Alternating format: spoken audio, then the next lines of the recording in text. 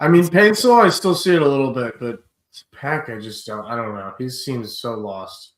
The worst part is I thought that was their best game. I thought that like the front three, that's the best that we've looked with something that wasn't Klaus based. And it's a little disheartening when they don't put away those easy ones. And it's like, I just don't, your confidence must be so mudded, or you just must be so out of form. Because those chances that they're missing, they're just like, they don't. I do want to push back real quick and say that Joseph did get a goal and an assist in his return. That is also true. Yeah, maybe we're being a little. So over at least in Joseph's regard, he did miss time. He comes back, he gets a goal and an assist, and that's with him not being completely in form. I mean, and not only that, I will remind you, he was told that, Joseph, go out there, give me 60. He actually ended up getting 70. He was so gassed at the end that the man came out and we all thought he was injured, right? So, we always talk on our show about defending the badge. I would say, he gave above and beyond. So I got to defend Joseph. At the very least, he needs that, maybe a little leeway in saying he needs to get up to game speed, because he was out for, I think, 7 games or something like that, right? So, I mean, he needs a moment. I would say he needs at least that latitude of the benefit of the doubt. But with Peck, I don't know what the problem is, man. I mean, it's the talent is there. It's like you see it, and it's just like even when you're like, oh, he put everything together, just something is off, somewhere. I mean, but I don't know what it is, man. I mean, his final third decision making is so off. I think that's the case with both of them.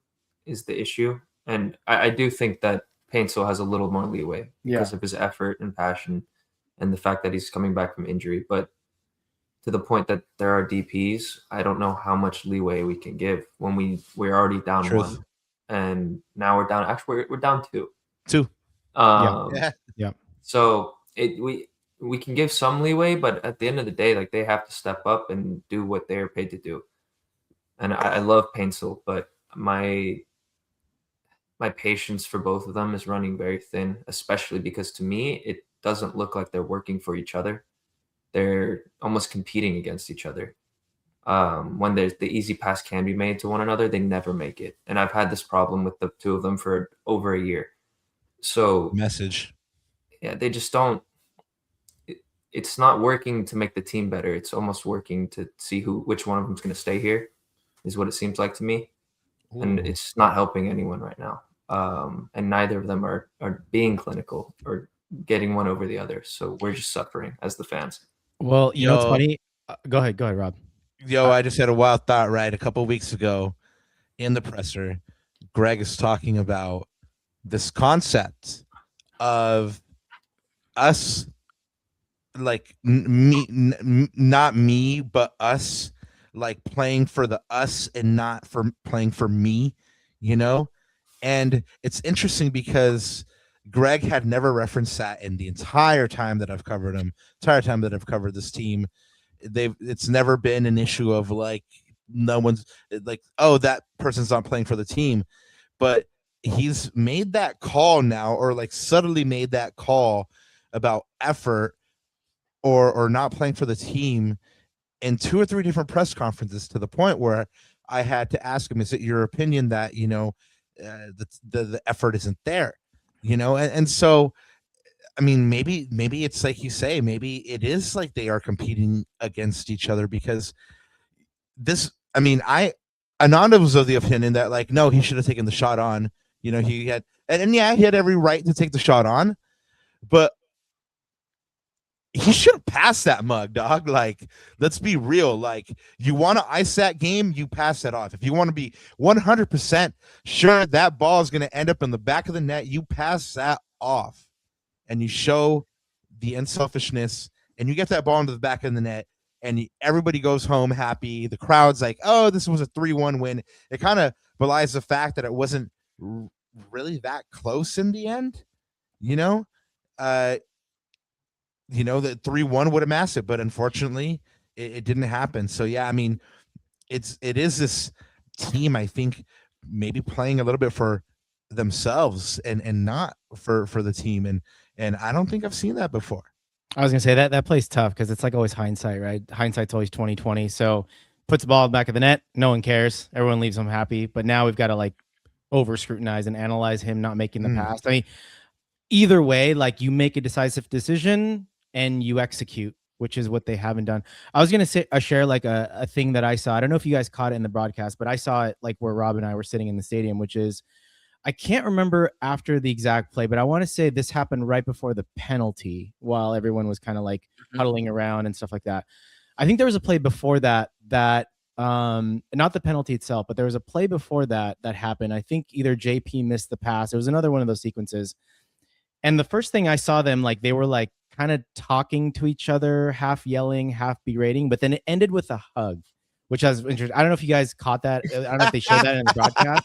No, it was like I love that. And I just noticed these things. Like I just overanalyze about stuff like that. So I think like it does seem that they are competing for each other, especially in those high pressure critical moments.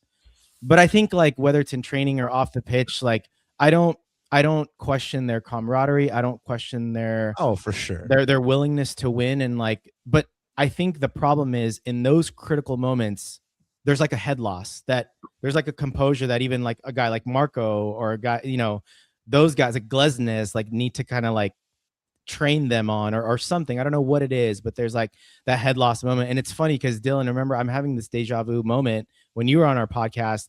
I even said in 24, these guys weren't clinical finishers. When you compare him to a guy like Dejan Joveljic, I think Dejan's goal conversion that season was 28%. These guys were in the teens, like 10 or 11 or 12%.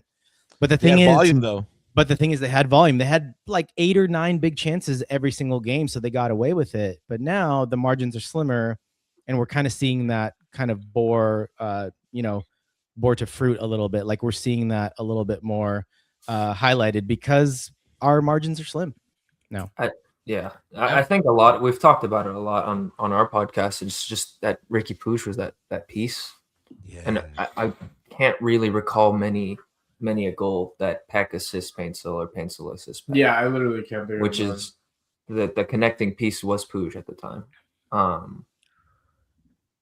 And yeah, I think just to the body language point that you had, like I didn't see that, but I did see after Paintsil misses the shot and doesn't pass it, that you see Peck complaining and whining that he didn't get the ball, but he's also not asking for the ball before that. Mm-hmm.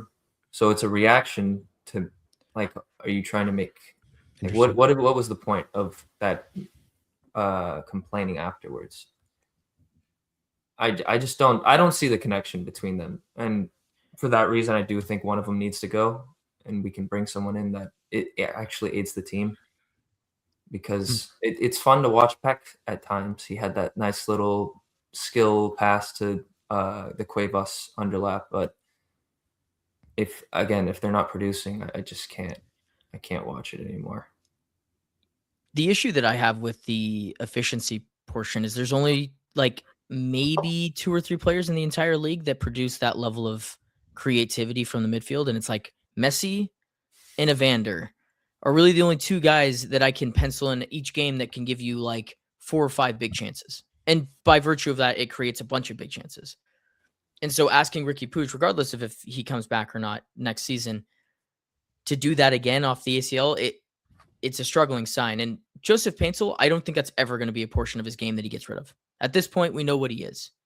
I thought that after the championship year, Gabriel Peck was going to move into an upper echelon where that was going to get eliminated from his game. But it's only gotten worse. And the stats are backing that. Mm-hmm. And we've gotten the excuse of he's getting doubled. He's not getting doubled anymore. Nobody's scared of that. And then the other thing that I find kind of concerning is Paintsil has been asked to play right wing, left wing, and striker. And Gabriel Peck is just being forced in the right wing spot because we can't play him anywhere else. Like, he can't play off the left. Greg Vanney doesn't even like to see him there. He plays there very, very few times. And even when he goes over there, they just end up flipping it right back. And this is really the issue, is we all thought he was going to take an MVP leap. And he just hasn't. And in terms of assets that I think we're going to be able to move off easier, I still think it's Peck. And I don't think that this team in its current construction can have two players that are that inefficient with a team that's just not going to create as many chances. If you're going to be a counterattacking team, which I'd like us to be, you have to be ruthless. You have to be like PSG level stuff. Like, and I know that's a bad comp because they're probably the best team in the world, but if you watch the way they play, which is completely counterattacking, when they go up against better sides than them or a team of similar quality, it's we have 5 chances, we're burying 5 chances. If I give the LA Galaxy 7 chances, how many goals are we scoring? 2? 1 if we're lucky. 1. 2. It depends on who the ball falls to. Yeah. Because I in was this gonna say. game, if it's Marco Royce, you're getting maybe. I mean, he was 2 of 3 with his shots. 1 was a free kick, 1 was a pen. But between Harbor Miller and the 2 DPs, you blinked. And I think that's my concern is we've gone through this circle, and I feel like we've had this conversation on our pod a ton about, well, are they ever going to get going again? And I don't know if they can do that anymore. Let's pose that question your guys' way. Maybe instead of just saying that it's not going to work, how do they get restarted? How do we get the DPs back in tune and firing at all cylinders? That's a really tough question, man, because you don't have that connector like you guys were talking about, right?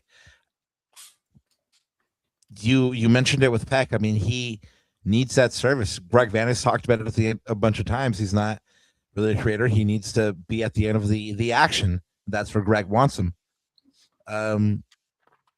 So with Peck, it's kind of hard, right? With Joseph, like you said, he's versatile. You can play him in a couple of different spots.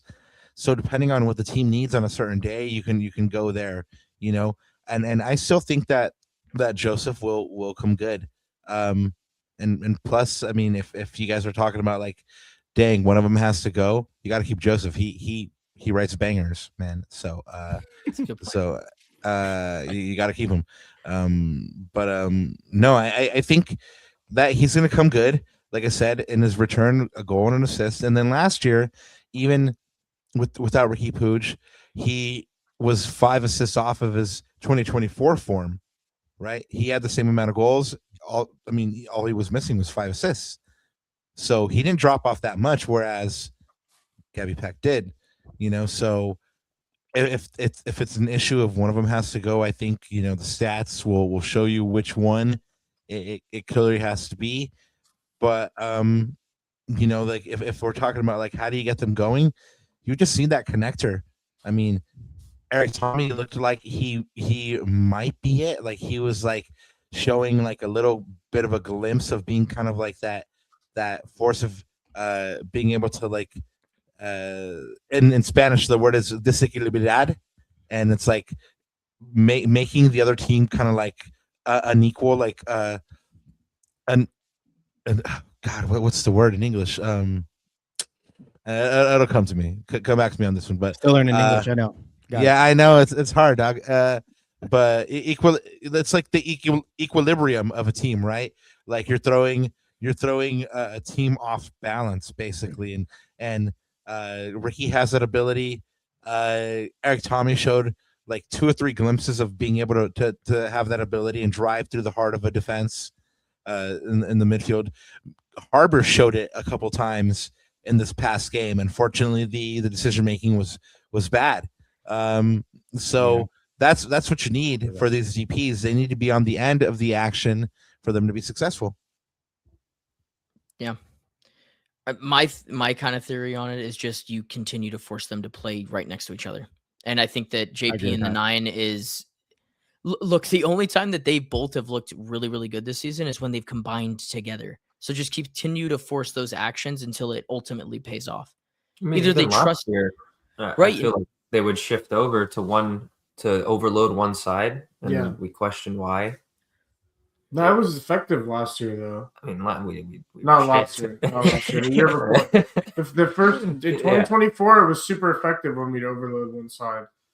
But I don't know. Teams just caught on to it, I guess. I don't think we have the extra player that becomes open from doing that. Yeah. So I think we're just missing that. Yeah, I think it also just simply goes down to like play to their strengths. Like in open play in an open field, they're more effective. So whether that's playing a little bit more on the counter, I mean, you saw that goal. It was the Garces pass, I think, that sent Gabriel Peck through in what was the last no, Columbus. Yeah, Columbus, right? Towards the end of the game. So you get him more in open space. And this is the other thing too, is like win more challenges in midfield and get up the pitch quick. Like what's the Klopp quote, right? It's like the press is like your best number 10 or your best chance creator. Right. Sometimes it comes down to that too. And you get them in the right places. So yeah, man, agree with all your guys' points. It's an interesting thought for sure.